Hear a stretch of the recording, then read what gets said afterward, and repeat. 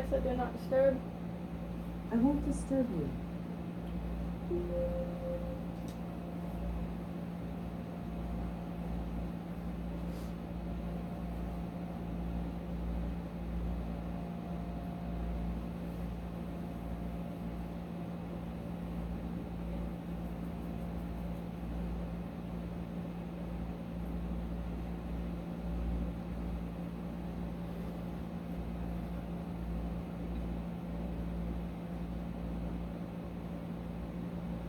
Good morning.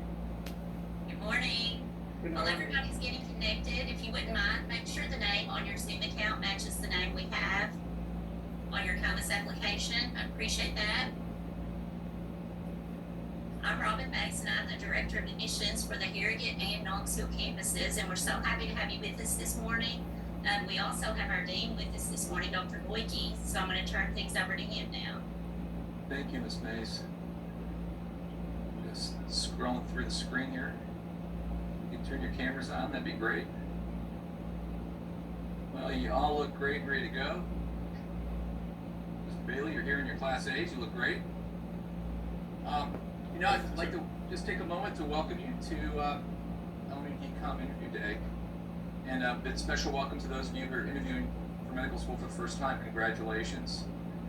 This is certainly a milestone on your move towards becoming a physician, and it's a lot of hard work to get here. The good news is, if you're here, it's a great sign. It means that we think that you would be academically successful in the program, and the rumors you've heard are true. Medical school is hard, but if you're here, we think you're capable of doing it. Your academic portfolios have shown the degree of success that makes us think you'd be successful. So we'd like to know a little bit about you, why you would like to be an osteopathic physician, what some of your feelings are about service, underserved. We have a very strong rural underserved commitment here. That's our mission. It started out as Appalachian. It's expanded into really all areas of underserved medical care, and there's quite a bit in this country, quite a bit in this world.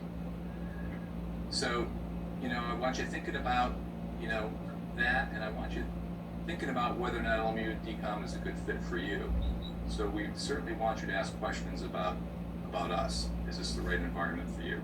We have two campuses, one in Harrogate, Tennessee, which is fairly rural, northeast Tennessee, the hills, and one in Knoxville, which is certainly more of an urban suburban setting. Both campuses are beautiful. I vastly prefer Harrogate, even though I'm from Cleveland, Ohio, born and raised and grew up and practiced there for 20 years. I love this community, and I love this campus. It's just a beautiful area. The people are great. Now, if you're thinking about your goal of getting into medical school, you're going to be thinking about your next goal of graduating medical school. And if you're thinking about graduating medical school, you're probably aiming a little low, because your goal in medical school really should be getting into a residency program. If you graduate medical school and do not secure a residency slot, you really have not done yourself any favors. So we are really committed to having our students get into the residency program of their choice. Although we focus on primary care, because that is kind of a rural mission piece, we support fully any residency program that you decide and elect to go into. If you go into rural areas of Tennessee, in Western Virginia, and West Virginia, you'll find primary care. You won't find a lot of endocrine, rheumatology, pulmonary. Something that was really underscored with the recent COVID pandemic, going into some of these critical care units. The lack of specialty care in rural areas was really dramatic. So if you're interested in subspecialty work, surgeons in a rural environment operate completely differently in terms of their skill set than in a more urban environment. Having been on a hospital staff in Cleveland, Ohio, seeing what a general surgeon does, and then coming down here to Middlesboro, Kentucky, or Harrogate, Tennessee, the skill set for a general surgeon in this environment is much, much broader. They're doing certain surgeries down here that you would never see a general surgeon privileged to do up north, and they're just as good at it. So, very exciting time for you. I can go on, but that being said, I'm going to turn it back over to Ms. Mace. I wish you all the best, and I hope I see you in the fall. You have a good morning. Thank you, Dr. Loike. Well, even though we are meeting virtually today, we hope to provide you with everything you need to know about DPOM, that you'll get a feel for what it's like here and for who we are. We will be on here with you all morning to chat, answer any questions you have. We do have a pretty full morning plan though, so I'm going to go ahead now and send it over to Javon. Good morning. Congratulations, y'all, all of y'all, for making it this far. I'm the director of Human Outreach. Most of y'all would be contacting me for tours. Just to let you know, you can see both campuses in one day. That's one of the most common questions. Anything else? I've been at LMU for 9 years now, and like Dr. Loki said, I prefer Harrogate campus also. Knoxville is also nice, but I'm nice to Harrogate campus. So, any questions? Feel free to reach out. Thank you, Maria. Good morning, everyone. We're so glad that you're here with us. I'm Maria Harris. I'm the Associate Director of Admissions here at LMU DPOM.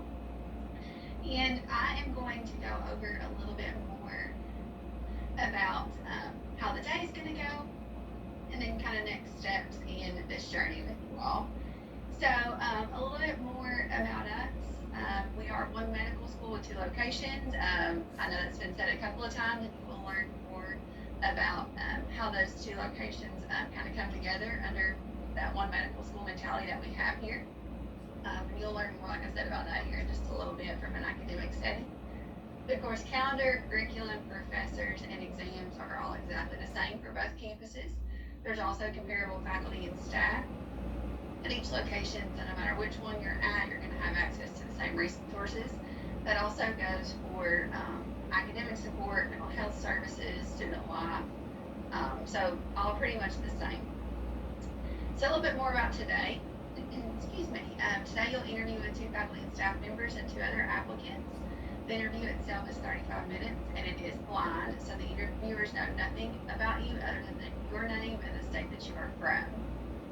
We do this intentionally just so it can feel more of a conversation, so a way for you to get to know us, and then we can get to know you a little bit more as well. When it's time for your interview, we're going to move you into a breakout room via Zoom. So for those of you that are not familiar with how that works, you will receive a dialog box that pops up on your screen on this Zoom link. And it's like a little invitation. You can hit accept, and it will take you into your breakout room. Once everyone is in there, your interview will begin. We will also send you a 2-minute warning, and then also a message letting you know that the interview is complete. So technically, once your interview is complete, you are done for the day. However, we do encourage you to come back into the main session, because we will have student ambassadors on here. They're actually going to log on a little bit earlier today at 10:30. So one from Harrogate and one from Knoxville to answer your questions. We will also be on here with you throughout the morning and early afternoon to answer any questions that you have. So we do encourage you to come back into the main session.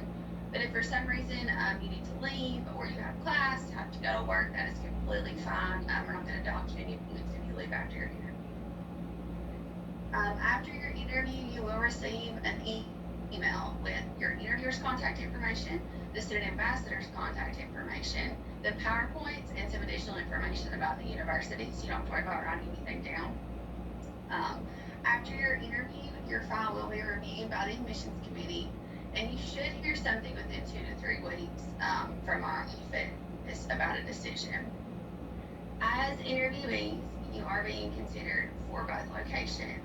So if you're accepted, you will receive a phone call and a follow-up email with deposit instructions.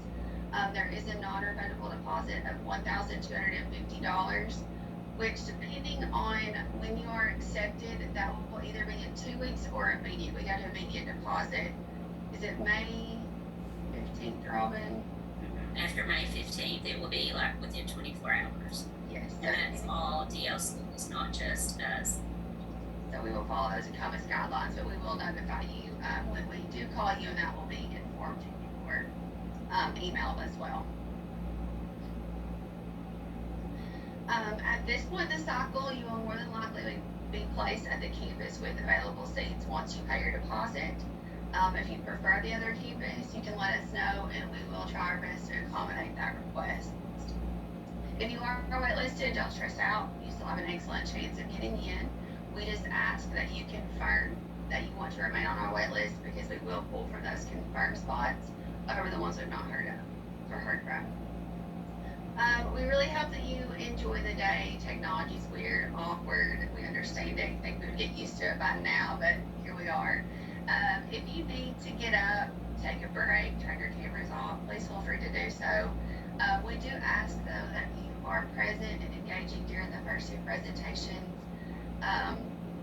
When group 1 starts, so for group 2 and group 3, you're more than welcome to turn your cameras off, or you can stay on with us, chat with us, speak with the ambassadors as well as our staff. So we'll leave that completely up to you all. I think that's all that I have. Does anyone have any quick questions before we get started? You will have plenty of time to ask questions about DCOM and everything else, but any quick questions before the day gets started? No? Okay, and how it works best for us is if you use the little hand raise emoji. If you do have a question, there will be plenty of times for questions also after the presentation. So we do just ask that you raise the little hand and they'll call if you want it's your turn. Dr. Martin, I think I saw you log on. I'm here. Good morning. Good morning. It is all yours. All right. Does anybody need to stretch their legs or use the restroom? I heard Ms. Harris offer that, so I don't want to start if you need a minute. All right. I'm not seeing anybody disappearing, so I'm going to go ahead and get rolling. Well, good morning, everybody. Good virtual morning, so virtual hello and handshakes, high fives, hand pounds, all that stuff. It's great to have you here with us today. If you've not heard it, most importantly, just don't be nervous today for the interview day. You're here for a reason. Take the opportunity to get to know us, and give us the opportunity to get to know you a little bit better.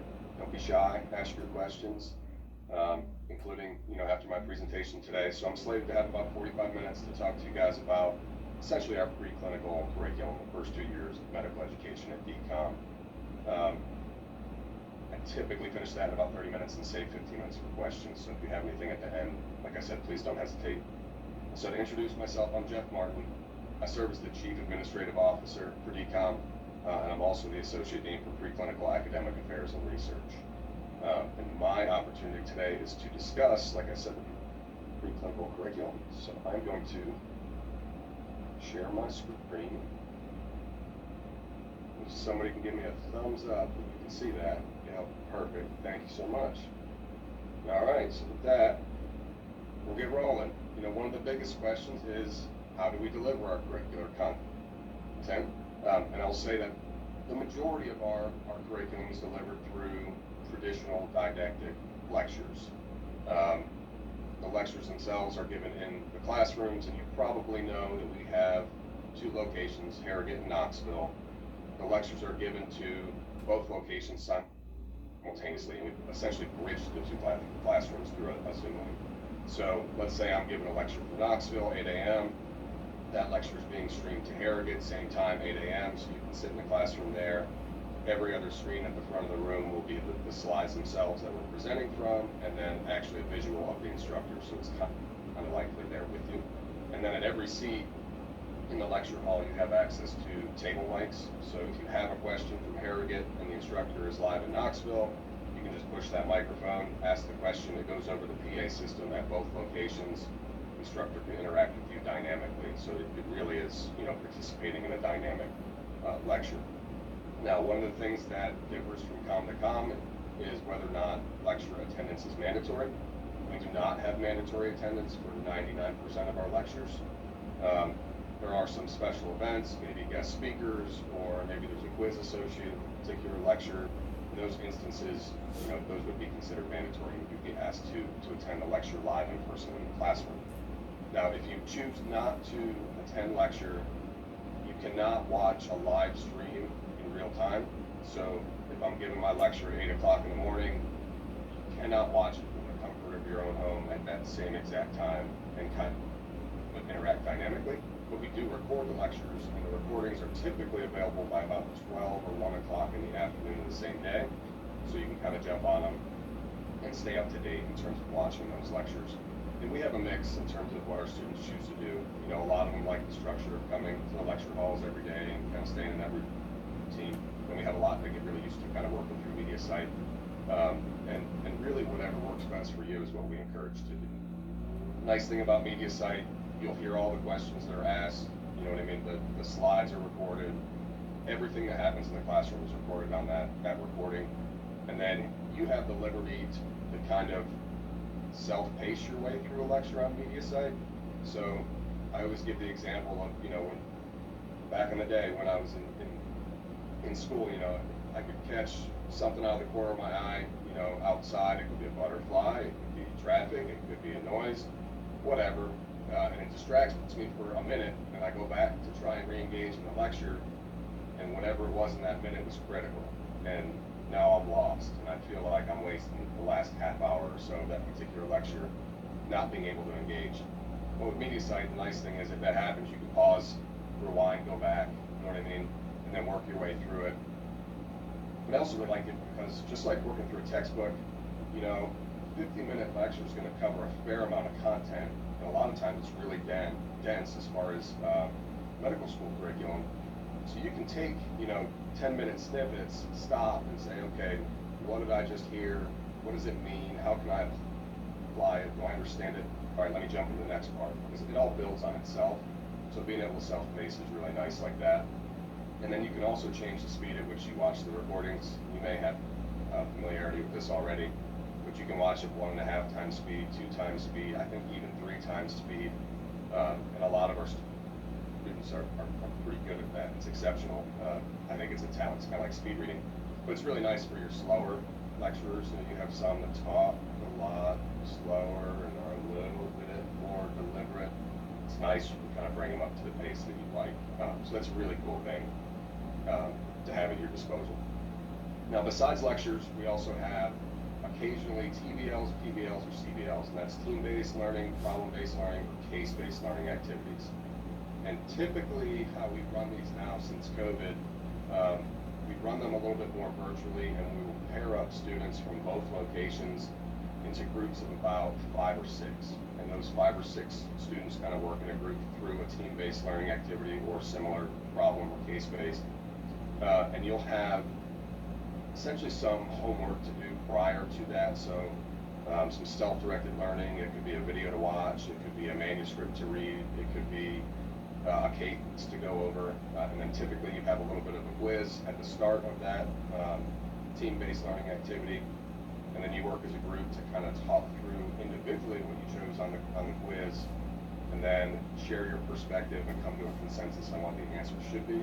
It's a really nice way to learn in a group and kind of learn about other ways that people are seeing things and seeing a problem. And then after that, we go into kind of an application phase. So from what you've self-directed study, we will kind of apply that on a higher level. To give you an example, you know, let's say that we were doing cardiovascular physiology. You know, a TBL would typically be placed at the end of a block of information that's all related. And then maybe at the end of cardiovascular phys, we might do a team-based learning activity where we talk about heart failure, or maybe we talk about exercise integration with the cardiovascular system. But it's going to be a step up from kind of what you've learned from a basic standpoint to help you apply the information. And it actually gives a little bit of a hat tip to the second year where we do more of the pathophysiology and the abnormal approach to all the different domains. So TBLs, I would say TBLs, PBLs, CBLs, you probably have about 5 or 6 in the first year, and then I believe it's about 3 or 4 in the second year. So it's not like we're doing this all the time, but they are fun events that our students seem to enjoy engaging in. Now, besides that, we also have labs. As you can imagine, you know, a practical approach to learning is very important. You're going to have labs associated with MGA, which is medical gross anatomy, OPP, osteopathic principles of practice, and then EPC, which is essentials of patient care. And then I have histo with a star.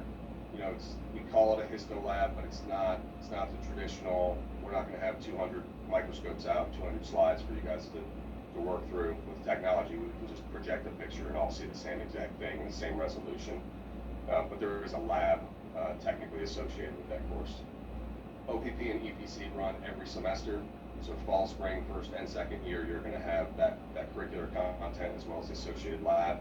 MGA is going to be in the fall of your first year, so right out of the gate.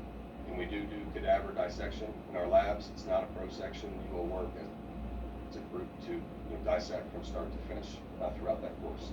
Labs are mandatory, so a little bit different than the lectures. You have to be present for the labs. It's very difficult for us to make up lab experiences, especially as you can imagine with learning techniques or doing dissections, etc.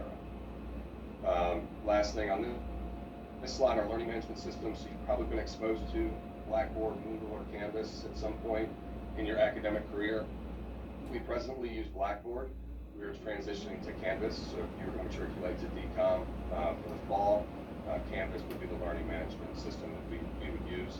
It's going to be deployed and used the same way that we use Blackboard now, and that is that it's the platform that hosts all of our curricular content. So that's where you're going to go to find out schedule.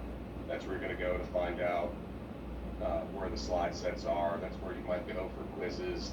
That's where you go for announcements. And I think the most important thing is that when it comes to communication, we post all of our communications on Blackboard or Canvas because we can push those announcements to email as well. But you will find when you're in medical school, you get a ton of email and you start to blow off certain subject lines as soon as you see them because it's not, immediately important. So you can always go to Canvas or Blackboard and look at the announcements and make sure you're up to date and not missing anything. So it's kind of a one-stop shop for that to make sure you're not missing any communication that you're getting from your faculty. As I mentioned, we have 2 locations. I told you about how operationally it looks for the lectures themselves. We try and split it about 50-50 in terms of 50% of lectures being given in Harrogate, 50% being given in Knoxville. I think we did an analysis recently and it was like 56%, 44%, so we actually came really, really close. But we ask everybody to kind of travel. So the university supports us traveling between the 2 locations, meaning, let's say I have 10 lectures to give you guys in a block of physiology. I would give at least 3 of those lectures at the Harrogate site, even though Knoxville is kind of my home base. So you're always going to have an opportunity to see your faculty in person and kind of get to know them if you want to. I think it's important. I mean, Zoom has bridged the gap in a lot of ways. You can always meet with somebody, and that's nice. But it's also nice to see somebody in person as a real human being. I think it changes things a little bit for us mentally. So you will see faculty at both locations, and then we have the expertise at both locations. So the phys department isn't just in Knoxville, or the pharm department isn't just in Harrogate. We have the faculty split across both campuses, so you always have access to someone that's going to have expertise in a particular course. We're always available to students. Open door policy, that includes administration, and it's also an open laptop policy. Like I said, Zoom makes it really easy to meet, and we use that a lot of times to meet with our students because they may just want to meet from home as opposed to in the building, or they may be at the other site, whatever. I think that's it for this one. So what does our curriculum look like? First year is foundational. We kind of call it an approach to normal, so you're not necessarily learning the pathophys or the clin med yet. We're building a foundation. The thing I like about this approach is it's appropriate for all backgrounds. So you may have a very medicine heavy, pre-med type of background come in here. You may have had a major that's mostly unrelated, and you took the prereqs you needed to qualify for medical school and could maybe use a little bit more. This will challenge both of those groups in the appropriate way. So it's really a good one-size-fits-all. You learn everything in a little bit of a silo. We're working really hard to try and align the curricular content as much as we can because I think it makes it a little bit more digestible. But right now our approach is in the fall you get MGA, which I told you is medical gross anatomy, histology, which is really microanatomy, and then MFM1, which is molecular fundamentals of medicine. That includes biochemistry and genetics. So right out of the gate, you're getting hit pretty hard with some content, right? A lot of anatomy, biochemistry, and histology. In the spring is MFM2. That's going to include more of your immunology, virology, that type of content, medical neuroanatomy, medical physiology, and then you kind of get an intro to pharm. It's medical basic pharm. It's a shorter course. I want to say it's about 7 weeks, 6 weeks in duration, but it kind of gives you the fundamentals that you need so that in second year, when you get to systems and pharm is kind of intertwined in all those different systems, you know the basics to be able to understand what's going on there. Those are the basic science courses that you get in the first year. You're also getting clinical courses kind of in parallel. I mentioned OPP and EPC, so these are kind of your clinical skills training courses. There's also a course called FMHC, which is Foundations of Modern Healthcare. That exists in 3 semesters. It's in the fall and spring of first year, and then spring of second year. That course is a little bit of a catch-all, but it's going to include things like professionalism, ethics, biostatistics, public health, but it's also a flexible course where we have several hours that are built in to kind of be taken out or replaced at any time. So if there's something timely that's going on or regional that's going on, we can speak to you guys about that in that particular course. So in the fall, first year, you have the EPC and then FMHC course, and then spring, same thing. So these are going on in parallel in first year. After you finish first year, we go to the more integrated, abnormal systems approach. So instead of learning about particular topics in a silo, you're going to learn about systems. And in the systems, you're going to get review of phys, review of anatomy, but then you're going to start to get the pathophys, clin med. You know, this is really starting to get into the actual medicine of it. So in the fall of second year, you're going to have MSK, musculoskeletal, heme, clin neuro, cardio, renal, respiratory. Spring is review, endocrine, gastro, integument, and behavioral med. So once you finish that, you finished all your systems courses, and then again, in parallel, you have your clinical training courses. You see OPP and EPC, like I said, every semester, and then FMHC3 is in the spring. That's where we include kind of the public health and biostats information. And the reason we do it in the spring, where you might say, well, why don't we do that in the fall, so spring can be a little bit lighter, especially with board prep and everything, when you're thinking about that in second year. That content in FMHC3 is very high yield in terms of boards, and we've found that proximity to taking the boards, students perform very well on it, so we've kind of kept it there. This is a picture of what a week can look like at DCOM for a first year student. So I think this is from week 7, so this may be March that I took this particular picture from, but this is just a snapshot of what I see on the Outlook calendar. And you would have the same exact thing. So your computer, cell phone, you know, whatever device you use, you can just add this calendar to your calendar, and you can see dynamic, real time, any changes are updated on here instantly. You can set up reminders if you want to, all that kind of stuff. But there's a lot of information on here. I'll kind of start with, if you look at Tuesday the 14th, you see the first thing, 8 a.m. on that day.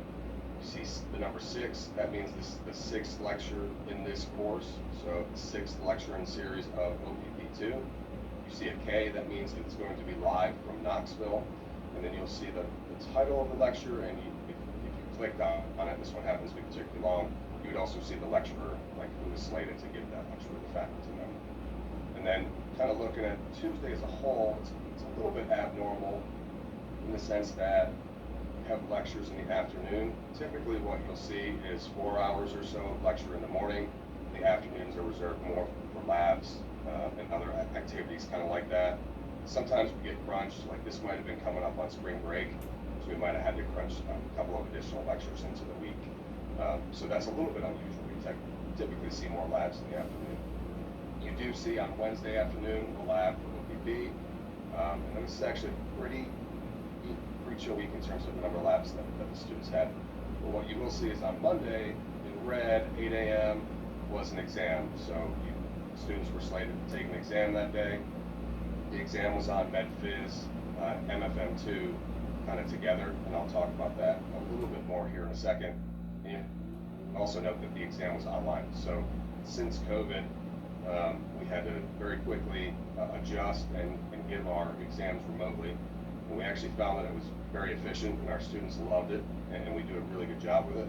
So we've actually stuck with it. So we're actually still doing our exams remotely. You know, there are requirements in terms of what your room has to look like and some of the things that you do before you start the exam, but nothing crazy, and probably something similar to what you went through if you were, you know, in college or any kind of school during the pandemic.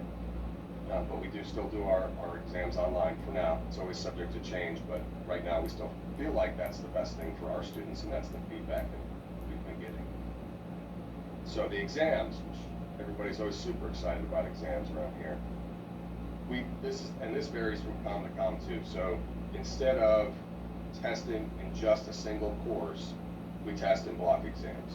And we block by the basic science and then the clinically related courses. So what I showed you on this here, you know, all your basic sciences will be tested together, all your clinical sciences will be tested together. It ends up being about, I would say, an exam every week to week and a half once we're up and rolling. You know, obviously initially you've got to get enough content in to get to, you know, have enough for an exam, so it's not like you're going to have exams every week in the first 4 or 5 weeks. We kind of build up to that point. It ends up being about every week and a half or so, and it alternates between basic science, clinical science, basic science, clinical science. One of the reasons why I think block exams are appropriate for medical education is that it really sets you up to learn the right way from day one. You know, when you take the boards, you're not going to take in silos. It's going to be all the content all at once.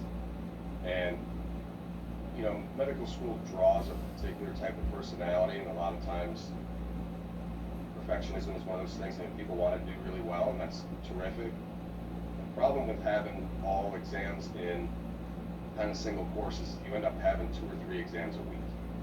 And especially early on, while you're learning how to study and learning how to be a medical student, you get hyper-focused on that exam that's coming up, and you ignore everything until you take that exam, and then, oh no, I have another exam in 2 days, and you hyper-focus on that, and it kind of snowballs on you, and you don't feel like you're engaged the way you should be, you're not learning the way you should be. I think it sets you up to kind of learn the wrong way initially, and it can work. I mean, don't get me wrong, I just think that this is the best. I think this serves the students best in terms of their prep. The questions that we use are going to be board style questions. We're always thinking about, you know, setting you up to be successful on complex level 1, level 2, etc. That being said, you know, your first month as a medical student, you're not ready to take complex level 1 questions. You know, you're just not. So there'll be a little bit more recall type of questions, but over time, those questions are going to progressively look more and more just like board questions until they're very difficult to distinguish from a board question. So we increase the cognitive complexity over time, and what that means is really the number of dots you have to connect to be able to answer a question. So, you know, we actually have a tagging system for this, and if you see a CC3, that means you have to make 3 kind of distinct identifications or connections to be able to answer a question appropriately. And by the time you get to spring semester 2nd year, almost all of your questions are going to be of that nature, and you'll feel very confident. I'm trying to think if there's anything else I'm missing with exams.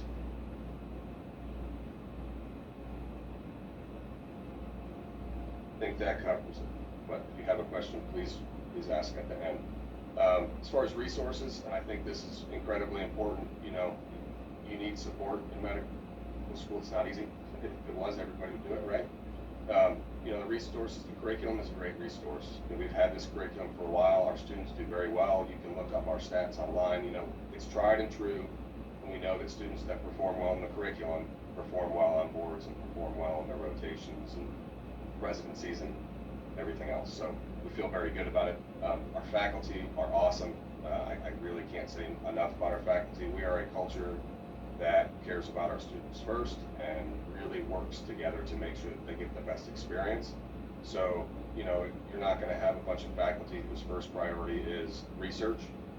Their first priority is always going to be teaching and you and your experience.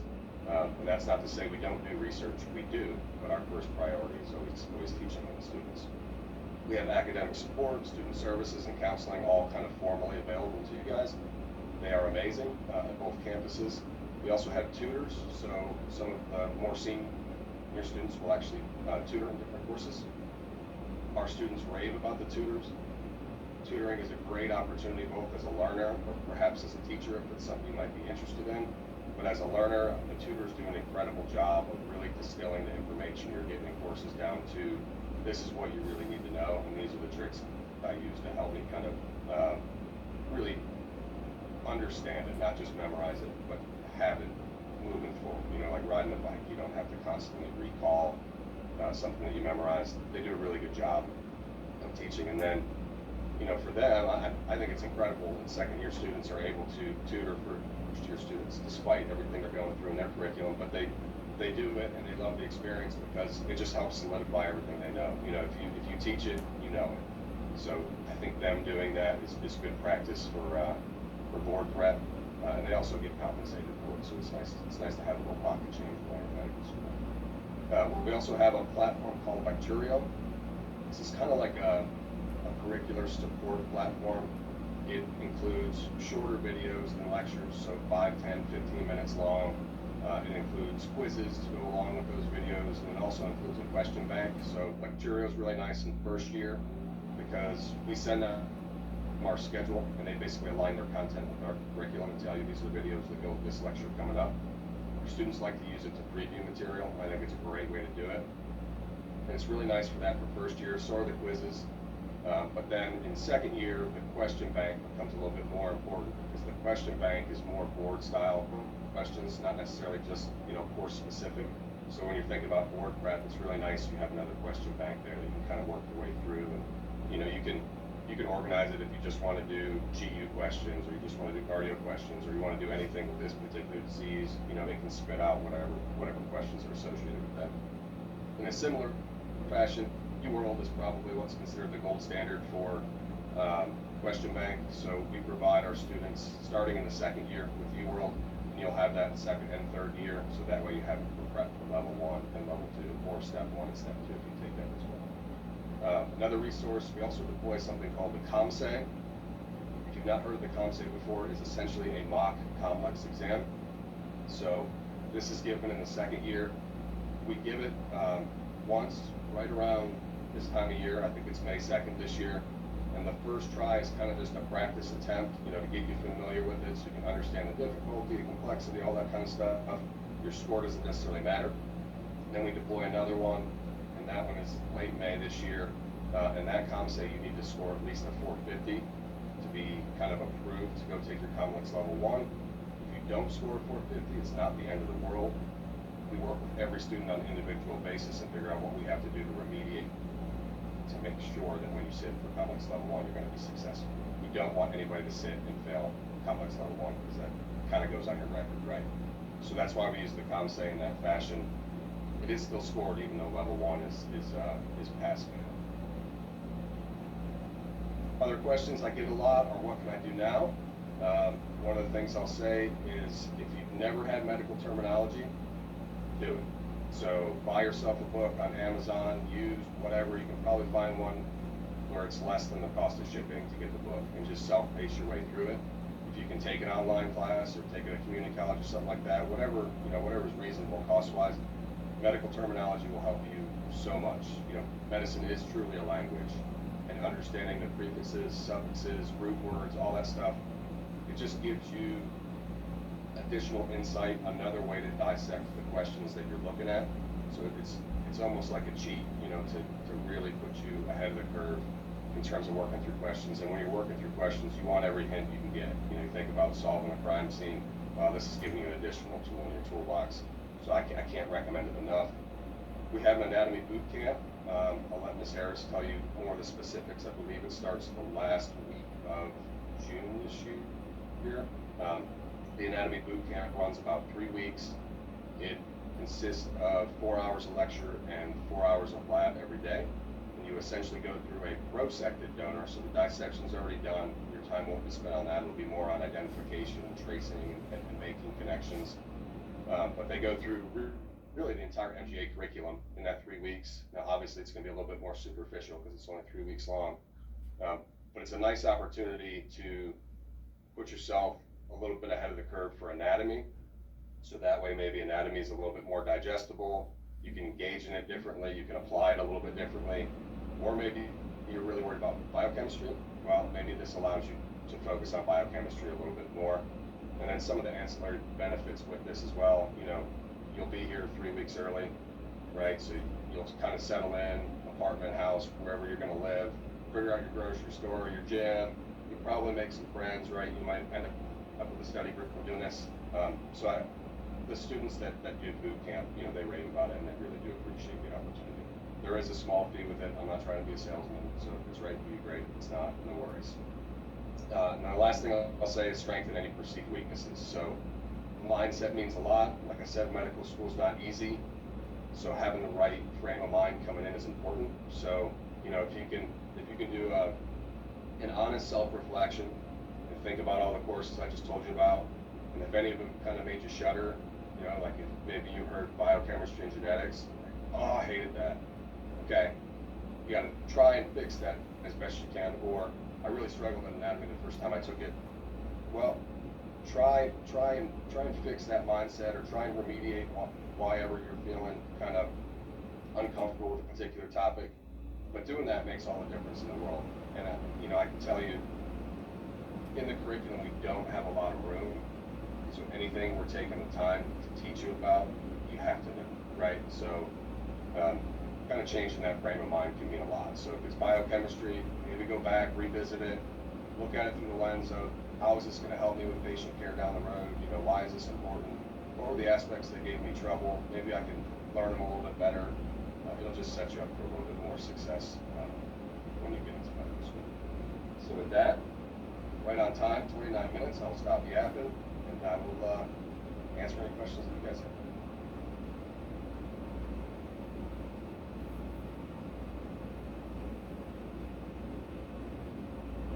All right, first question is Morgan. Hi, so in regards to the medical gross anatomy, I know we'll be looking at the dissected cadavers. Is there ways for students to go in after hours and continue studying, or? Yes, you should have pretty much 24-hour access to the anatomy labs. There's some small exceptions. For example, let's say you have a practical exam coming up Monday afternoon. Monday morning is probably going to be closed as they set up to tag the cadavers and things like that for it. But yeah, you're supposed to have 24-hour access to the labs. Awesome, thank you. You're welcome. Next question is Michelle. You're on mute, Michelle. If a student is interested in research, how do you incorporate that? Good question. So we actually talk about research a little bit in orientation, but then we'll have kind of a dedicated research information session toward the end of fall of the first year. We do not encourage our first year students to start with research on day one. We need to make sure that everybody's on sound academic footing before they take on what you kind of consider to be an extracurricular activity. But we have a research director at both locations. We have a dean of research. We kind of have a research department, research coordinator, all those different things. So once you get past fall of first year, if you're interested in research, you'll get more information. All students will get more information about it. And then we kind of just work through things on an individual basis. So the research director will probably meet with a student that has an interest in research, find out what their particular interest is, tell them about faculty and what they do, try and make a connection that way, and go from there. There's also information on our website as far as our faculty, their expertise, and what they're currently doing for research. Thank you. Yeah, you're welcome. And beyond kind of the preclinical scope, a lot of our students choose to wait and do scholarly activity in year 3 and 4 if they're interested. When you're on rotation, there's going to be a lot of opportunities to do case reports and that kind of thing, which isn't quite as laborious as, say, bench research or going through a clinical trial or something like that. So there's a lot of opportunities, and we provide support in every term. Thank you. You're welcome. Next question is Patrick. Well, I had a question about when students take your exams, are they allowed to go review the exams after they take it to see where they went wrong? Good question. Yeah, so our policy with exam review is that you are able to review the questions that you got wrong. So when you finish the exam, immediately after the exam, there's a post-exam review period. I believe it's 15 minutes in duration. You will have the opportunity to see all the questions you got wrong, none of the questions that you got right. And occasionally, there's a miskey or something like that, but we always catch it on the back end and make sure it's fixed. But that's really your only opportunity to review the questions themselves. Now, after that period, you're going to get kind of a strengths and opportunities report, it's called. You get that after the exam, and that is going to show you kind of question by question, right or wrong. You're not going to see the question itself, you see the number, but we also include a rationale. So if you've heard me refer to cognitive complexity and kind of the steps The rationale that's supposed to be included with each question is basically those steps or connections you needed to make. So even though you can't see the question, you can see the material to be able to remediate it. You'll also get, we tag everything to courses, to particular aspects of the blueprint for complex level 1. So you also see, like, anatomy I performed at 40%, physiology I performed at 80%, whatever it is, and that kind of gives you an idea of where you're at too. Thank you. You're welcome. Next hand I see is Bailey. Hi, so during your presentation you mentioned that for the TBLs, PBLs, and CBLs, as well as the labs, that you're placed into groups. Do those groups stay the same throughout the preclinical years, or do you rotate through partners? It depends on the course or event. So like your TBL groups would probably stay the same for the entire spring. Your MGA groups are going to stay the same for the fall, the entire fall. But then in courses like EPC, OPP, etc., we like to shuffle those groups a little bit because we want to have you exposed to as many different body types, personalities, etc., that you can be. So it kind of depends on where you're at. But for the most part, TBLs and MGA groups, things like that, they stay the same because you want consistency. And then especially with MGA, if you're working as a group to finish your dissections, you want to stay in that same team because if it's constantly changing, it's hard to know who's doing what, who's responsible for what, and that kind of thing. So. Okay, thank you. You're welcome. Next hand I see is Chad. Hello. So with regards to the exams, are they graded on a pass-fail basis or more of a traditional letter grade basis? Yeah, most of our exams are still graded on letter grade numerical score. FMHC, that course that I mentioned, it's a little bit of a catch-all. That one's actually a pass-fail course, but you still have the opportunity to get a numerical score. We have not made the jump to go and pass-fail for all of our grades yet. I know some comms have done that. We continuously have the discussion, and we're going to do whatever we feel is right for our students. It's not necessarily what we want, it's what we think is the best for our students. And right now, we feel like the more specific feedback in terms of grades is helpful for students, but also the motivation to not just have the minimum competency, because what I've seen anecdotally in other comms, and even with the COMLEX going pass-fail, is that it kind of relaxes everybody, and which is great. We're trying to relieve as much anxiety as possible, but everybody's performance window is kind of lower than it was in the past. So when they have a bad day and sit down for COMLEX level 1, they end up failing. And we've seen failure rates go up nationwide for both level 1 and step 1. And I think part of the reason is when you're not striving, to be the best, your performance window doesn't really increase as much as it could. So we still feel like it's the best approach. And like I said, we're constantly looking at the data and getting feedback from our students. But that's the approach we take right now. Okay, thank you. You're welcome. Next hand is Emily. You touched on this during your presentation about the student to faculty communication. Now, does the faculty take on more of are they your inventors and your advisors? Do they understand the strengths and weaknesses of their students? Do they know them by name? If you could just elaborate on that relationship. Sure. So, with the number of students we have, I will admit I do not know every student by name. It's difficult. That's been true at every com I've been at. Typically the ones that you know are the ones that you're doing projects with, or that have come to your office quite a bit, or unfortunately have been in trouble for some particular reason. But we do have a lot of mentoring, a lot of formal mentoring here, and the student services group can speak to you more specifically about this, but we have our faculty kind of self-identify themselves as wanting to be mentors as opposed to forcing everybody to be a mentor. So that way we have really the best folks doing it and those that are engaged and want to do it. Our students actually get to pick from that group of faculty who they want to have as a mentor. They may not kind of know who they want, but they might be more comfortable with one person versus another for whatever reason, or made a connection in some other way. So you have that opportunity in terms of mentoring. We also have mentor kind of colleges where you're grouped together in a group of about 20 students. So you all kind of get to know each other as a mentoring college, and you have a mentor of faculty, a mentor of that. Then you also have peer mentors, and then you have, I guess, it's kind of informal, but you also have the support from counseling and academic support, and those admissions folks tend to really get to know all of our students on an individual level, because that's where you're going to have conversations about your study style in general, you know, the things that you're struggling with. It could be life, it could be curriculum, it could be whatever. So you're going to get to know a lot of people at DCOM. You're not necessarily going to, you know, get to know everything about every one of your faculty members unless you're trying to do. Does that make sense? Okay. Next hand I see Tadika. Did I say that right? Is that right? Siddika, yes. Siddika, thank you. I noticed on the schedule there are some times where you might have a couple lectures together at one location. And you did mention that faculty travels between locations to offer the in-person experience, but do students themselves have the opportunity to go to different locations to view the lectures as well? Yes, as far as lectures, I mean, you can watch them at either location. Labs, you have to be at kind of your home base. But in terms of the number of students that show up on an everyday basis for the lectures, if it's a non-mandatory lecture, you're welcome to watch from Knoxville or Harrogate. We typically don't have any issue with that.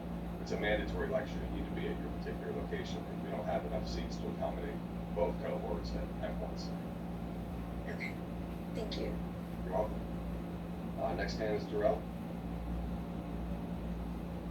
Hey, how's it going? I believe Chad and Patrick answered my first question, but how far apart is the campuses? It's about an hour and 20 minutes, door to door.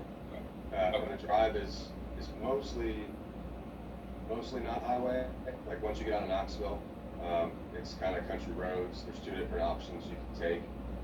Beautiful drive, pretty chill. Like I enjoy the drive up to Harrogate. And I enjoy kind of being at that location fairly frequently.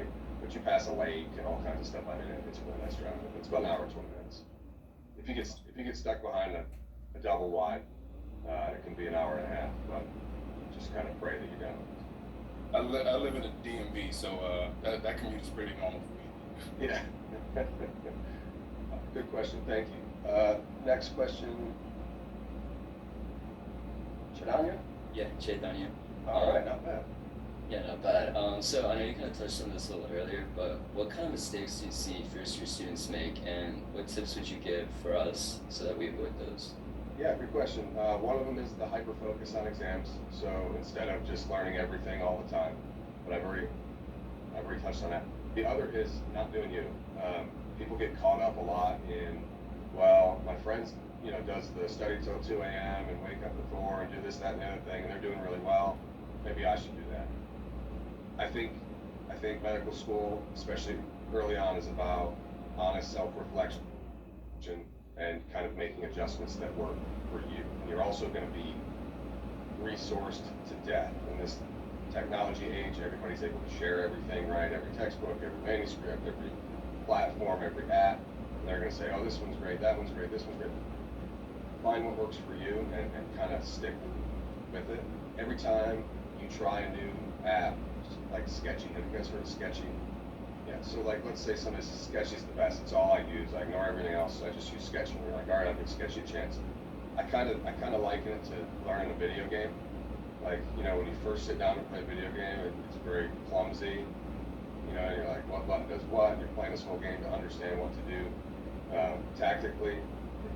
It's kind of the same thing. You're going to lose time trying to figure out how to use that platform before it actually becomes valuable to you. You don't know if it's going to become valuable to you. So it's, you know, it's just being efficient and understanding what works for you and not getting caught up in the hype of what other people do. And we'll help you kind of shepherd you through that, but it's natural. You just get so many resources, and everybody's always looking for the magic bullet. It doesn't exist. If it did, there'd be a consensus on what's the best thing to do.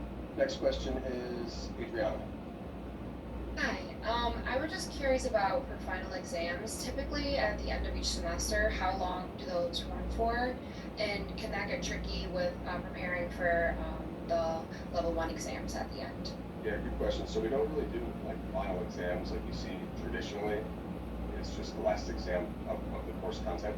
In year 2, you finish the basic science systems courses about 13 or 14. So the last 6 weeks or so end up being just those clinical courses, which are not terribly burdensome.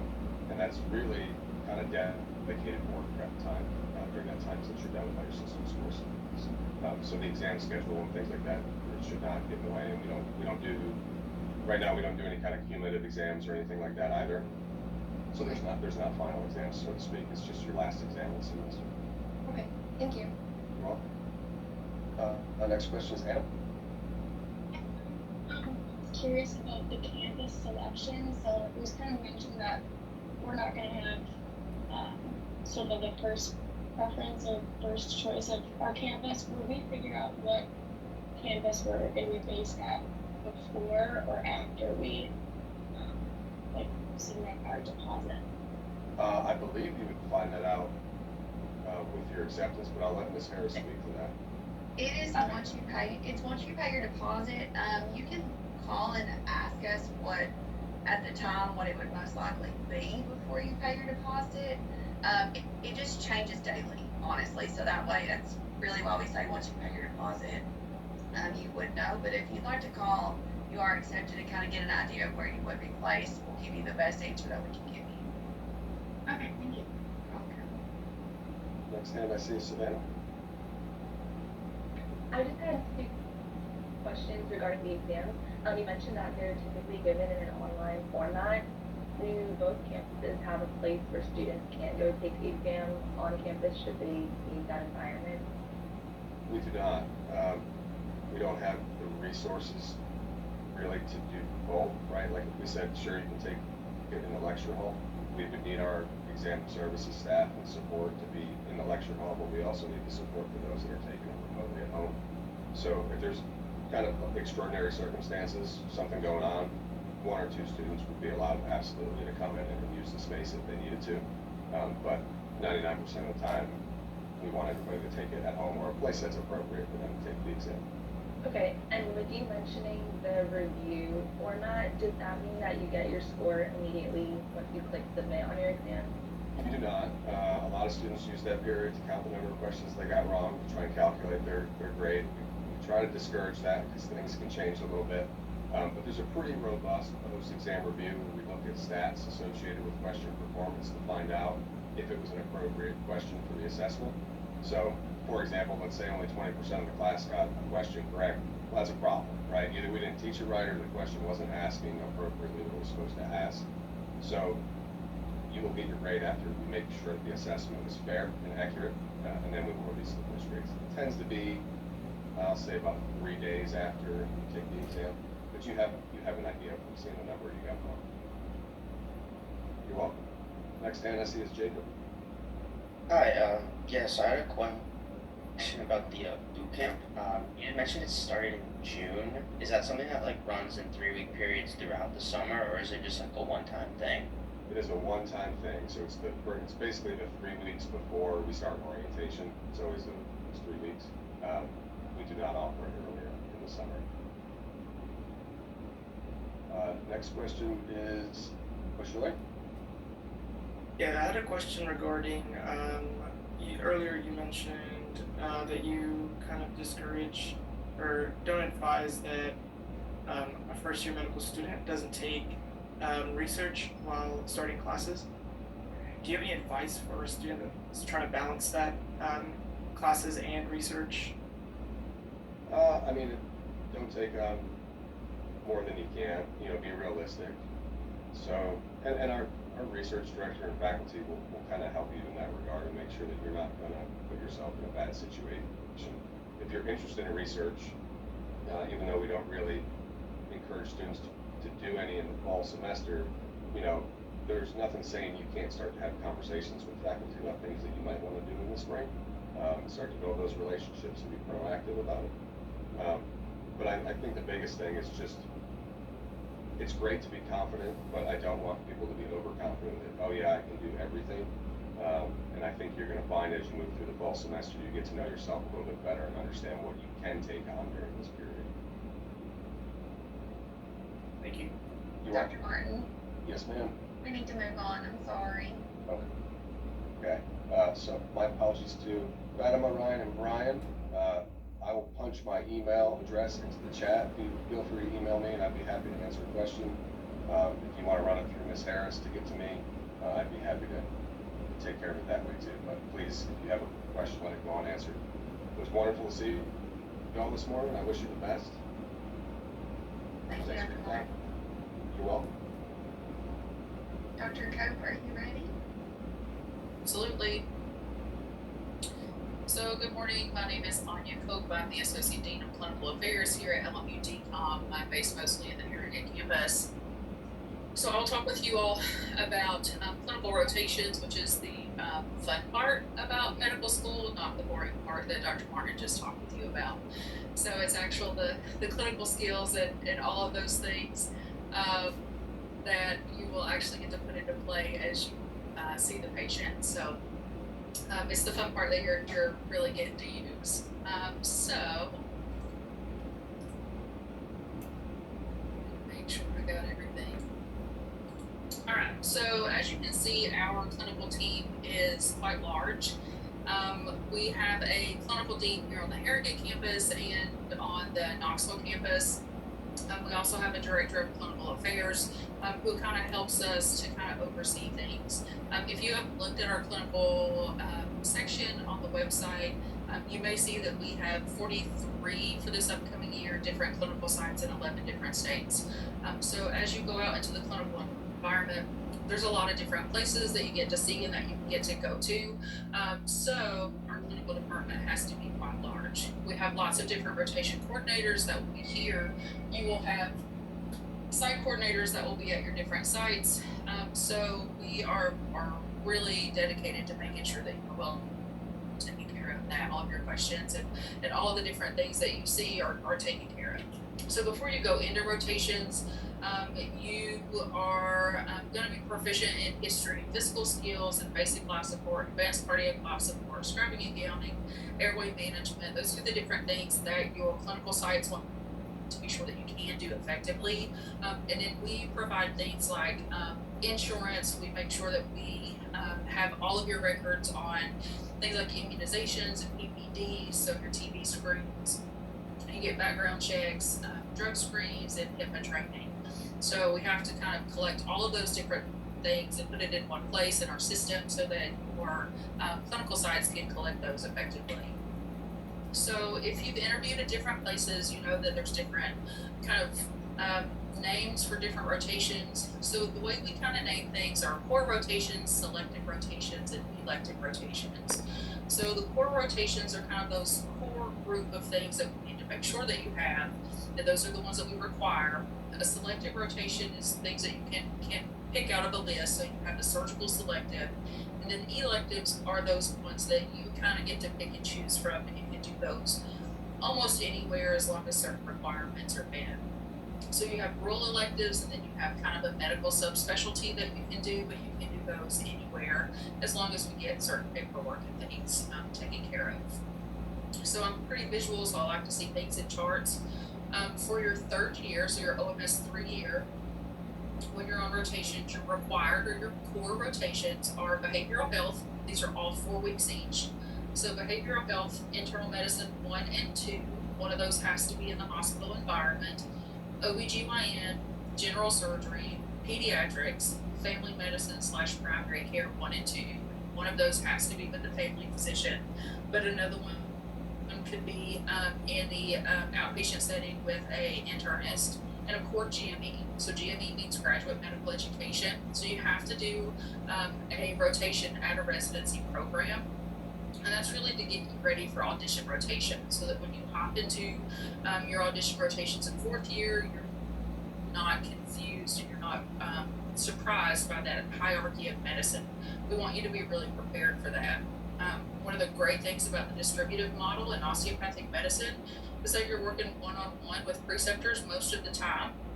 One of the weird things about it is when you go into residency program, is you're not used to having to talk to the intern, then to the resident, then to the chief, then to the fellow, and then to the attending. So this GME rotation really gets you prepared for that structure.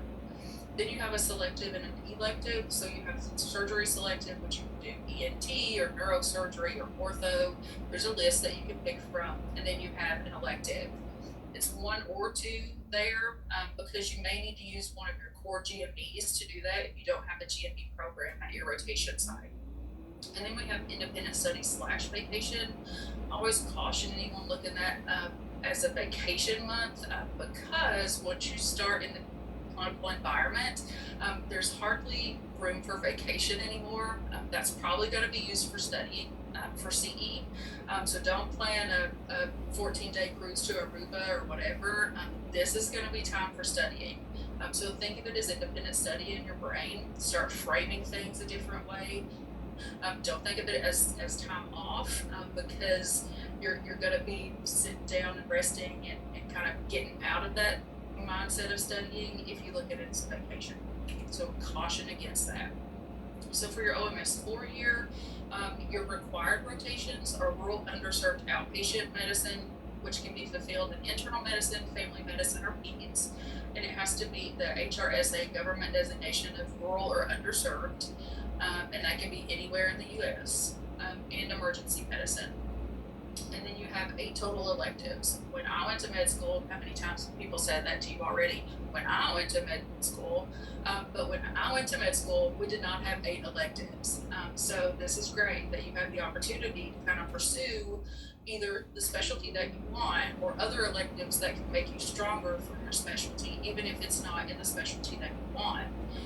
You do have to do one in another rural underserved area. And then you have to do a medical subspecialty in that. So gastroenterology, critical care, endocrinology, some of those specialties will meet that requirement. And then you have another independent study or vacation month. You can use that whenever you want to. You can use it to kind of split up some of those rotations because your audition rotations in 4th year can be off cycle from hours. So sometimes you have to do a week of vacation and then to do a 4-week with ENT or something like that to get back on cycle from hours. But you do have that independent study in 4th year. A lot of times people just save it for the end and you finish graduation requirements early, so you're done early. So elective rotations, there are some requirements. You can't do more than 6 electives or selectives in the same specialty.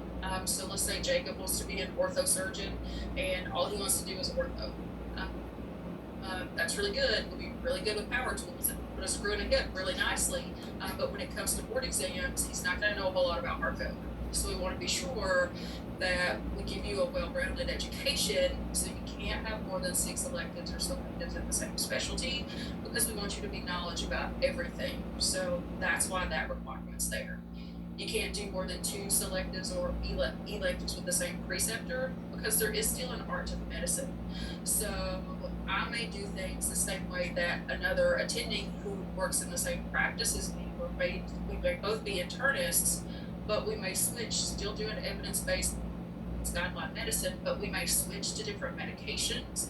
I may do IV Lasix where they do a Lasix strip a little bit sooner or differently. And so learning that art of medicine is really important and for you to establish your own way and your own, treatment process. So that's why we want you to do different rotations with different preceptors so that you can find the way that you want to treat your patients doing the same evidence-based guideline medicine. You can do a rotation with a preceptor who is a family member, so that is okay. It will be a pass-fail rotation. It won't be a graded rotation when we do that. We do research electives. In the past, it was only for 4th year, but now with the change of some of the grading with board exams, we're understanding that we probably do need to give you that opportunity to do research in the 3rd year, but we also understand that it's important for you to determine what specialty you want to do, so we don't want to allow you 2 electives in the 3rd year to do research, so you can do 4 total weeks in the 3rd year, 4 weeks in the 4th year, or you can do all 8 weeks in the 4th year. So we are giving you that opportunity to do at least 4 weeks in the 3rd year if you want to for research. We are allowing international rotations. In the past, we had stopped that because of COVID, but now as a 4th year, not as a 3rd year, you can do up to 2 international rotations. Those are by a case-by-case basis. It is also based on kind of a lot of different factors. So I usually get lots of questions about international rotations, and if you ask me today, I'm going to say it depends, because a lot is going to change between now and when you're on rotations and when you're a 4th year.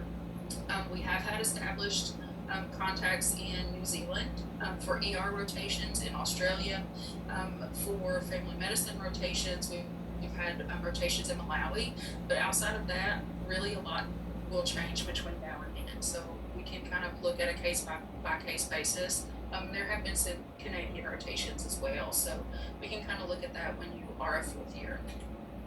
As far as curriculum, learning platforms that we use, Online Med-Ed has been something that we purchase for students currently. We are looking at other options, so I just want to be upfront about that. It is kind of part of the curriculum that we assign videos to watch, so that if you're at a small rural hospital and then someone else is at a large metropolitan hospital, that I can level the playing field and know that you're getting the same education regardless. We have deployed that based on Blackboard, but that is switching to Canvas in the fall. So if Canvas is something that you're used to, that is what we'll be using moving forward.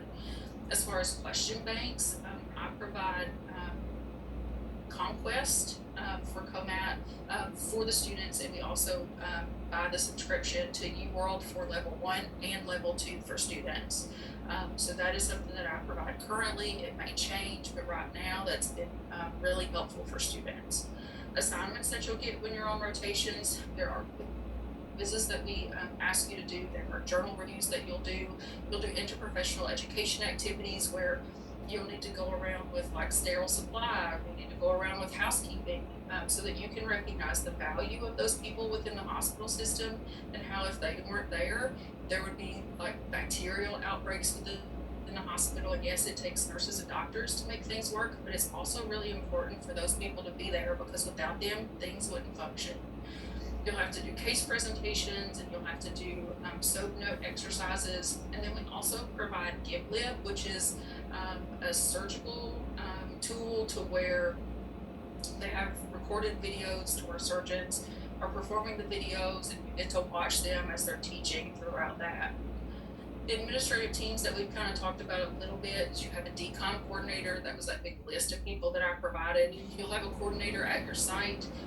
You have rotation directors that are here, kind of like course directors. You have preceptors that are there that you'll rotate with throughout the 4-week period. And then you'll have a director of student medical education, which is kind of like the liaison that I have on site that's a physician, so that if there's a student who is continually showing up late, who is supposed to be at rounds in the hospital at 7 a.m., doesn't come until 9, they call and they say, hey, Dr. Cope, the student, I'm having difficulty with them.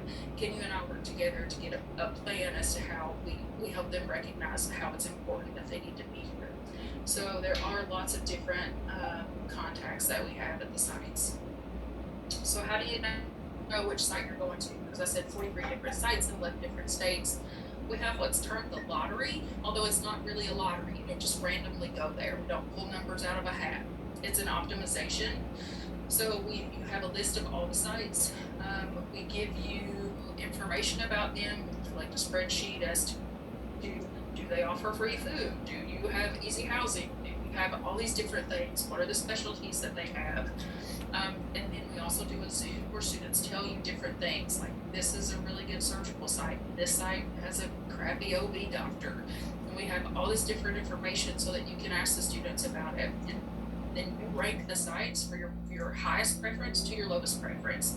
So you literally go through and say, I would really love to be at this site, and I would really hate to be at this site. And it all goes into the computer system, and the computer system really wants everyone to get to their number 1 site. So it tries to push all of the numbers to get the lowest number possible, because that would be everybody gets to their top numbers. And so then that kind of fills out all of that, and it spits it out, and then you guys figure out where you're going, and then you have a 1-week period to trade. So as far as results, this is the most recent number, so class of 25, so 42.9% of students receive their number 1 choice. 72.8% received their top 3. 25% received their 4 through 10, and only 1.5% received their 11 through 14. So out of a total of 404 students, no one got below their 14th choice. Out of 43 sites, 11 different states, 404 students. If we're looking at American Idol, top 14 is not bad, right? Like, I think that's pretty good. So it's getting better as we're adding more sites. So before we had people who got down to their 15th, and it was 3% of people, and 30% got their 4th through 10th. So I really think the optimization is kind of doing what it is supposed to do. At your core sites, I kind of mentioned, you will have mostly one-on-one, and if it's more than that, it's usually like 2 students to 1 preceptor, interaction with your preceptor. There are some sites that, like on some of the surgical or the inpatient hospitalist team, there will be more students, but that's rare. Most of our sites, it is 1 student to 1 preceptor. You become really incorporated within the hospital. Most of them are community-based hospitals. There are some cities that we have, like Tampa and Memphis, but you know what our mission is. You guys have looked at it before you applied. We want to serve rural, underserved Appalachia, and I'm going to let you do it. So if you don't mean it, don't say it, because that's really what we want to do. So when we do the lotteries and we do all these things, don't be sad when you get Hillsborough, Kentucky, or don't be sad when you get Newport, Tennessee, because you knew it coming in. And that's what we really want to do. That's our core, that's our goal, that's what we want to do, is to really improve the health of this area. So here's where our sites are. We're really working to establish a lot of sites. We don't really have a whole lot of developing at the moment, because we've been really successful in developing the places that we had sought out recently.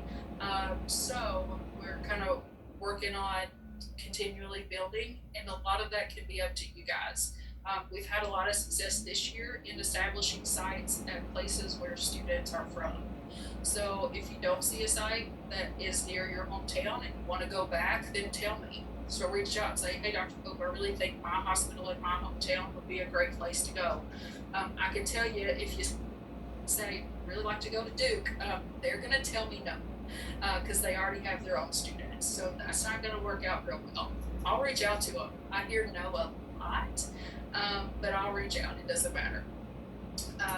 But if there's a community hospital that's close to you, that's a 100-bed hospital, and you think it would be a really great place to go, and you have contact information, so your mom is a nurse there and has worked there for 100 years, then yeah, let me know, because you have connections, and I can say, you know, this person wants to come back. Then hospitals really like to get people back. They have to be willing to take more than you, because they don't want to be a teaching hospital, they want to teach you. It's different. But we're always willing to work to try to get you back towards home, because that really helps expand our mission. Here's our training sites. The new ones that are probably not up on the website yet are Clark Regional Medical Center in Winchester, Kentucky, Crestwood Medical Center in Huntsville, Alabama, Georgetown Community Hospital in Georgetown, Kentucky, Jenny Stewart Health in Hopkinsville, Kentucky, Little Rock, Central Arkansas, and Little Rock, Arkansas. But otherwise, I went real fast with that accidentally. Otherwise, there are not any new sites that should be different from the website. So that was a lot. What questions do you have? Morgan. Okay, so you mentioned the independent study elective for 3rd and 4th year. In terms of med students in the past, what have you seen in terms of placement of that elective and success? Like, is there a correlation, or what do you recommend? Like, when we do take independent study? So independent study, everyone gets. So independent study is like your vacation month. I just caution you, don't call it vacation. So it's the time that you have off to study. A lot of people try to do like a board prep course, or they just kind of buckle down. Most of the board prep stuff, like even the online med ed, has a really cool feature that you can say, I'm studying for level 1, build I have this amount of time to build the study within it, and you can do that with UWorld too. So if you effectively use your time, you can build yourself your own board study course where you don't have to purchase more resources. So it really is just kind of taking your time and planning. The hard part about clinical rotations is that we don't tell you how to effectively use every second of your day, whereas when you're here on campus and when you're undergrad, it's structured for you already. So that's hard for a lot of people. So being able to structure it for yourself is really helpful, and getting used to that is really helpful. So if you can plan ahead as to how you want to study for boards, your independent study month is not going to be lost in unused time, if that makes sense. Yeah, that makes sense. Thank you. Yeah, you're welcome. Ryan? You're still muted, sir. Yeah, sorry, I was trying to hold space because it said I do that, but yeah, in that list of sites that you just showed, there was a couple of asterisks, but I didn't see what the asterisk was indicating. Can you tell me that real quick? Yep, those are our brand new sites where students have never been before but are starting in July. Okay, awesome, thank you.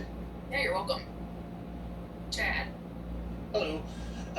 So I'm actually local in Knoxville. I've worked as a nurse at Covenant Health for several years. I was actually most recently at Park West. I know that the Covenant Health System has several different hospitals underneath it, and that Fort Sanders is the one that's primarily listed, but I've seen LMU DCOM students at Park West as well, following some of the pulmonologists and such. How does that play into it, since the hospital itself wasn't listed on the site, but one of these sister hospitals were?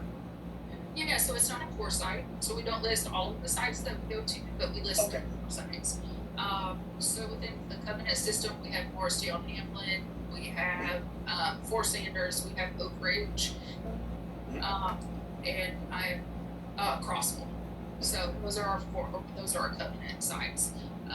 So those are the ones we go to, but then we have preceptors. We have 3,500 different preceptors that we use. And so we have agreements with all of those preceptors in the facilities that they go to. But as far as assigning your course site, those will be the kind of your home base as your course site, but you can go to different hospitals. Okay, thank you. Yeah, you're welcome. Savannah? Do you mind just walking me through when you get your course site, after when you know where you're going to be spending your third and fourth year, and what that transition looks like, how LMU facilitates you moving a zip code or you moving to an entirely new state, and what resources are made available to facilitate that move? Yeah, so you find out, they found out, I'm trying to think back because it was most recent. You do the optimization. I think you finish, you input your information into the system. I'm trying to pull up. I think it's February, like right at around Valentine's Day, and then you find out like 6 weeks later.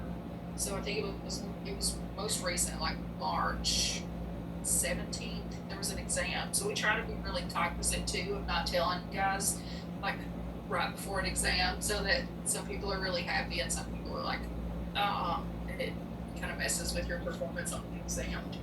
And so you have between March and then usually most people don't move until June, because you don't start until you'll start July 17th. So if we're looking at this year, kind of how that goes. So July 17th. So some people, second years finish their last sciences lecture this week. So their last science lecture, if I'm not mistaken, was finished this week. So they do have things like basic life support, advanced cardiac life support, they're still finishing up. So some of the clinical courses are still finishing up. Some of them move in May. So it just depends on if they want kind of the stability of where they've been to prepare and study for boards, or if they want to just move and get there. But a lot of them wait until like June to move. So what we do as far as moving to the new place, you have site coordinators, and then you have your third and your fourth year students who are there. There's connections that are made a lot of times And sometimes students will move into fourth years housing who are leaving. So that's usually the easiest thing to do is they share information and they pop into that housing because fourth years are graduating. And sometimes third years are leaving because you move in as a third year, but you were not required to stay there as a fourth year because there are so many electives. A lot of people just move home. They're like, I'm gonna go home. I can do my electives wherever because even your emergency medicine and your rural underserved can be done wherever you would prefer. So they say, I'm gonna move home and I'll make this work wherever. So they can move into the housing of the third year or fourth year who leave. So as far as facilitating, we don't facilitate it. We help you make connections. So it's not something that we facilitate. So there's not housing that I provide at all of the sites. It's just like when you move here, you'll be in charge of finding your own housing and those sorts of things. So that's not a facilitating. I just help you make connections. Is that okay? As an answer? Yes, thank you. Yeah. Jacob. You had kind of mentioned, sort of in passing, like the research opportunities in the third year and how like it might be beneficial for boards and whatnot. Is that something that's required, or is that just more of like our preference if we want to do it? Yep, it is not required. Some students are kind of struggling with the kind of unknown since level 1 and step 1 went to pass fail as to what are program directors really wanting and looking for. So it really depends on kind of what you want to do as your specialty.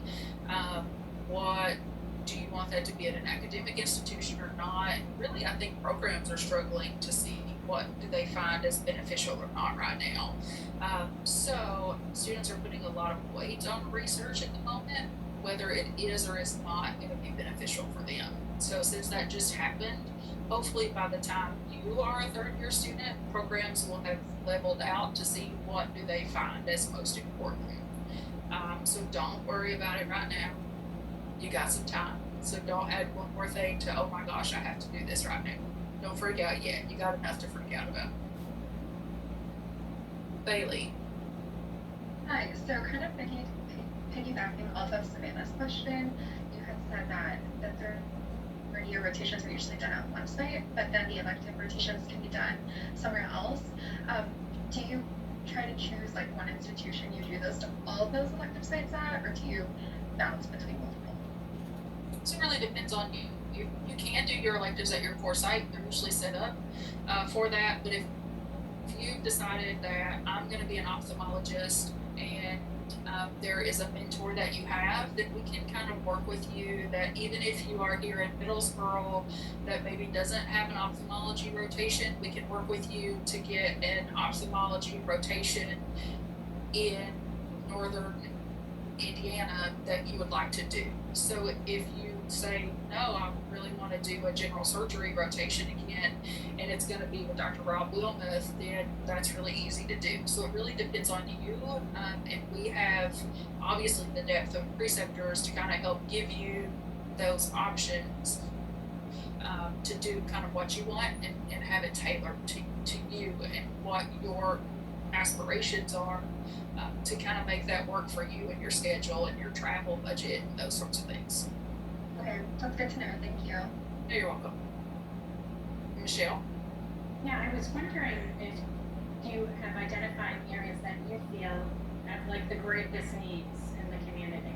Certain rotations, clinical, where people are usually placed. Where do you find are your high need areas? So you're talking logistically from my standpoint? Yes. Mm-hmm. OB and psych. Okay.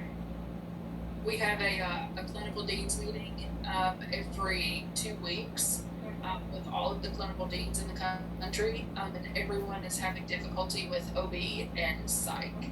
Okay. So that we did an exhibitor table at ACOG, so American College of Osteopathic Obstetrician and Gynecologists, to recruit preceptors. OB is an issue. Okay. So that's where we struggle the most. All right, thank you. Yeah, you're welcome. Is it Nitya? Yes, it's Nitya. Yeah. I was just wondering, I saw that the only DO student to get into a neurodevelopmental disability residency was actually from LMU DCOM. So I was wondering, are there any unique clinical rotations that students at LMU gravitate towards? Because that's a pretty big achievement, and I was just wondering. Yeah, I think it's just, I think when you look at it, we've got a lot of PM&R and kind of just developmental kind of, I think that there's a lot of people who are drawn to that just based on kind of the mentors that we have here. And then we've got this really great program. I don't know if you've heard anything about it yet, but it's the Matchmaker program. And we have alum who sign up to mentor students. And so it's really helpful when you have the ability to connect with people who have been in your shoes, literally in the seats that you're going to be in, and they can help kind of direct you down the path. And they're able to show you what is possible. One of the things that I kind of struggle with as a DO is I feel like we're always trying to show that we're as good as MDs, and I feel like we have to believe it first, and I feel like so many times we have believed that we are less than, and we're not. Like we are equal, and you're able to see that through the alumni, all the things that they've achieved, and to show you can do this and do it really effectively. And so I think being able to connect with them, because you're not an underdog, like you don't have to fight for it, you have to believe it first. And then once you believe it, then you can see the value and the worth that you have and that you can provide to these organizations and to these residency programs. And really being able to connect with them will show you that you can be the first of, or the only of, and do it really well. Thank you. Yeah. Fatima? Hi, so my question regarding the independent study time, I know you're heavily emphasizing the fact that it's not a vacation. So I was wondering if there were resources that the school provides to make sure that students and medical students are staying on track during this time studying. I know that the rotation is different, probably scheduled for students and when it is, but like is faculty available and are there review sessions during this time? Yeah, so we have a whole student services department and student success, and we actually have a complex level 2 CE prep course that we have. Students who struggle with their COMATs, and then we've struggled in the past with the first couple of years or with scores on level 1 are automatically enrolled in it, but everyone is invited. So you don't know if students are in it because they want to be in it or because they have done not wonderfully. And so there's a whole outline as to what they need to do to be successful. So there's that course, but then of course we provided the UWorld questions and all those different things. So there's certainly fail safes in there to kind of help ensure that you're successful. Is it Adriana or Adriana? Adriana. Hi. My question is in regards to, I know you had mentioned that usually the rotations are about 4 weeks, I think you had mentioned. Is there any type of like comprehensive review or examination at the end of each of these rotations? There is, so it's called COMAT. And so for the courses like PEDS, Psych, those are at the end of the 4-week rotation. For internal medicine and family medicine, it's at the end of the total 8 weeks. General surgery, it's at the end. If you want to take it at the end of the general surgery rotation itself, you can take it. If you want to take it after the end, it's usually taken after the end of both. But some students are pretty adamant that they want to take it at the end of the general surgery rotation itself. So. Okay, thank you. Yeah, you're welcome. Catherine. Morning. Thanks for being here today. Quick question, just kind of out of curiosity. What would you say is kind of a common concern that you see pop up that you've seen before and you know how to handle it, but it's something common you see? Students struggle with adaptability. The clinical environment is ever changing. Preceptors get sick, or things have to change in the last minute. So a common thing that I see people struggle with is being able to be adaptable in the clinical environment. Because I would assume that everyone on here would describe themselves as type A. Probably have lists. We probably have certain things that we want to do. And so when I call you, you're supposed to start a rotation on Monday and you've got everything planned out. It's going to be peds and you've read on it. You're ready. You've looked at vaccination schedules and all that stuff. And I call and I say, change of plans. You're starting surgery on Monday. You're gonna be upset with me. And so being able to be adaptable is probably the most common struggle, or when you're anticipating something and the preceptor is totally different. It's hard. So being able to be adaptable in the clinical environment is probably the biggest struggle. And so it's hard. It's hard to be that in the clinical environment. Okay, thank you. You're welcome. And then one quick question, the rotation specialists, are they divided based on like a name basis or a like a region basis, or is it just which one matches best with the student, kind of personal wise? It depends. Sometimes in the smaller hospitals, there's one pediatrician, so everybody gets that pediatrician.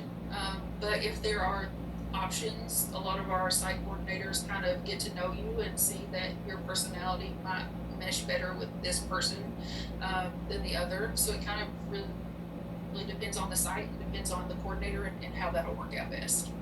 Okay, perfect. Thank you, ma'am. You're welcome. Darrell? Hello, Ms. Cope. So my question is, during our rotations, are we mainly training under DOs or MDs or both, or in these specialties? Both. You do have to do at least one rotation with the DO, but it is not, outside of that, there is no specific requirement. Yeah, you're welcome. Any other questions? Lots of great questions. Thank you all. I appreciate your attentiveness and all the great questions. Thank you, Dr. Coe.